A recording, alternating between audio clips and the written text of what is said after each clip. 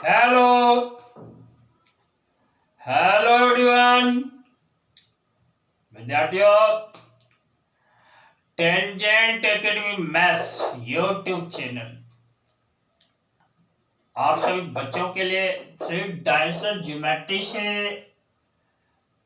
लिया गया एक टर्म इस बोर्ड पर लिखा हुआ है और इसमें लिखा हुआ है इफ वेक्टर आर। देखिए, यहां ध्यान दीजिए आप सभी। Vector R equal to vector A plus lambda into vector B one. यहां पर vector A one plus lambda into vector B one. और दूसरा देखिए, vector R equal to vector A two plus lambda into vector B two. यहां पर इस दूसरे में देखो, लैम्ब्डा के प्लेस पर आप म्यू डाल सकते हो, म्यू कोई दूसरा कंस्टेंट। तो ये दोनों लाइंस हैं, ये दोनों लाइंस स्पेस में लाइंस हैं। फिर से मैं आपको पढ़ देता हूं, एक बार ध्यान रखना। Vector R equal to vector A one plus lambda into vector B one. और दूसरा लाइन है vector R equal to vector A two plus lambda into vector B two. Are equations of two lines. ये दोनों equations हैं दो lines के, और दोनों लाइंस स्पेस में लाई कर रहे हैं। और theta is the angle between them. Theta उस दोनों लाइंस के बीच का एंगल है, एंगल मेजर करता है थीटा। और यहां पर लिखा है cos थीटा जो होता है ना, mod of vector B one, यहां देखो dot vector B two whole by mod of vector B one into mod of vector B two. इसको एक्सप्लेन कर डालना है आपके सामने। टर्म्स क्या है, टर्म्स को समझना है और इस फॉर्मूला को याद रखना है। इसी फॉर्मूला पर बेस्ड आगे क्वेश्चंस करेंगे, क्वेश्चंस को सॉल्व करेंगे। और देखो, यहां पर ये दोनों लाइंस के जो इक्वेशंस है ना, वेक्टर इक्वेशन ऑफ लाइंस दिया हुआ है। जैसे देखो, यहां पर मेरे पास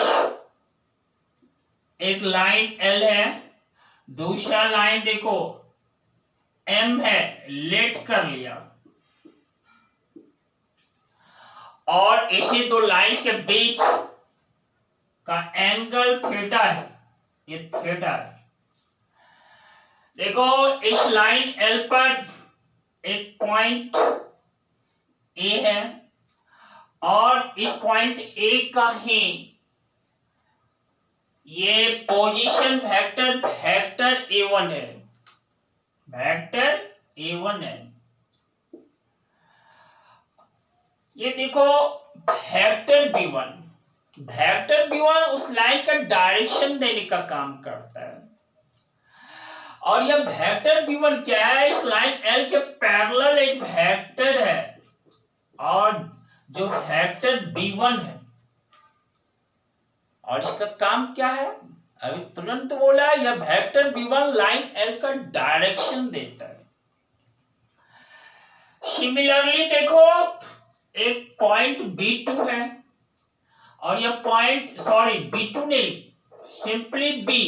और यह पॉइंट गिवन पॉइंट है जिसका पोजीशन वेक्टर देखो वेक्टर A2 है, जिसका पोजीशन वेक्टर वेक्टर A2 है।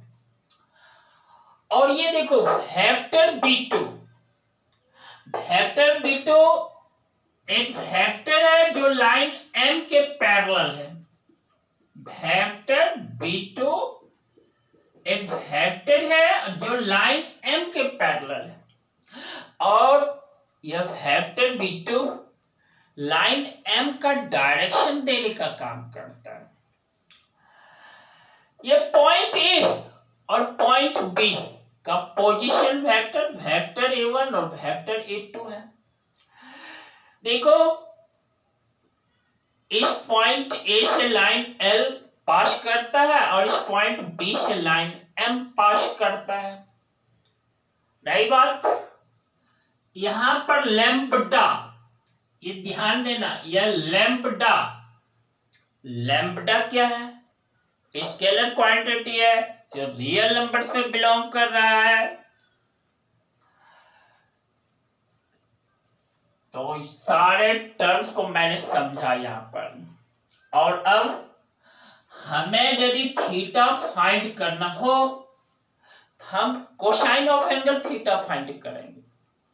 और कोसाइन ऑफ एंगल थीटा में फिर से लिख देता हूं, देखो cos थीटा यहां पर mod of vector B1 dot vector B2 whole word, mod of vector B1 into क्या है, मॉड ऑफ वेक्टर B2 है।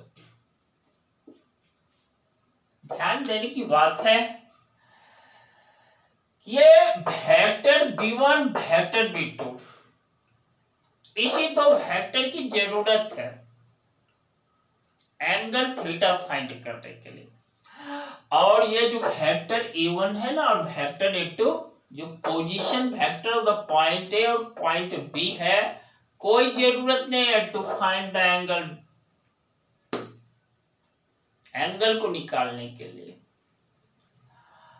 और यहां पर ये न्यूमरेटर का टर्म समझ लेना, ये देखो vector B1 dot vector B2 है,